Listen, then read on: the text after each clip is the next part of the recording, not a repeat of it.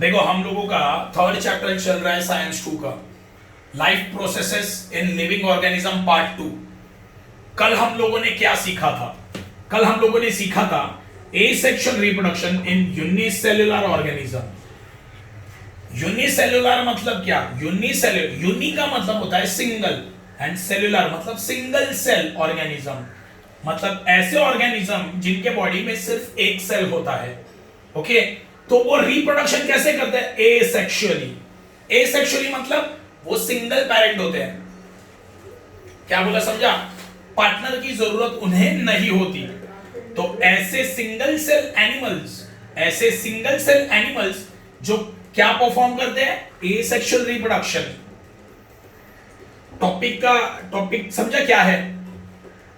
कैसे करते हैं? Binary fission. पहला स्टेप मतलब बाइनरी फिजन एक ऐसा मेथड है जिससे यूनिसेल्युलर ऑर्गेनिज्म एसेक्सुअल रिप्रोडक्शन करते हैं। समझा?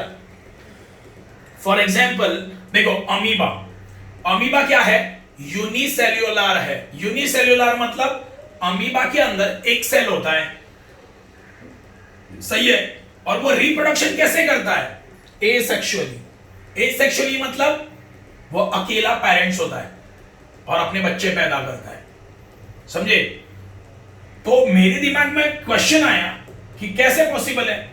अमीबा के अंदर एक ही सेल है और वो कैसे अपने बच्चे पैदा करता है? सिंगल, मतलब वो खुद अपने बच्चे पैदा करता है, उसको पार्टनर की जरूरत नहीं होती। तो वो कैसे करते रहेगा? Binary fission. बाइनरी फिजन ये हम लोगों ने सीखा कल। बाइनरी फिजन में पहले क्या डिवाइड होता है? न्यूक्लियस। मैंने कल बताया था क्या डिवाइड होता है? पहले न्यूक्लियस डिवाइड होता है। सेकंड क्या डिवाइड होता है? साइटोप्लाज्म डिवाइड होता है। बाद में वॉल डिवाइड होती है। समझे? देखो यहाँ पे देखो, पहले न्यूक्लियस डिवाइड होने लगा है ना, पहले न्यूक्लियस डिवाइड हो रहा है। अभी देखो थर्ड स्टेप में न्यूक्लियस डिवाइड हो गया, सेपरेट हो गया, दो सेपरेट न्यूक्लियस बन गए। अभी अंदर का जो लिक्विड है वो डिवाइड हो रहा है और ये सेल वॉल भी क्या हो रही है? डिवाइड, है ना। मतलब अंदर का लिक्विड मतलब क्या? साइटोप्लाज्म डिवाइड हो रहा है ना। और ये वॉल भी डिवाइड हो रही है। देखो वॉल भी डिवाइड हो गई, साइटोप्लाज्म भी डिवाइड हो गए और दो डॉटर सेल बने। सही है? दो बच्चे पैदा हो गए और ये बच्चे डिट्टू ये अमीबा की तरह ही बनेंगे 100% एकदम। ये था बाइनरी फीचर। और एक मेथड है जिससे ये सिंगल सेल एनिमल्स अपने बच्चे पैदा करते हैं विदाउट एनी पार्टनर। सही है?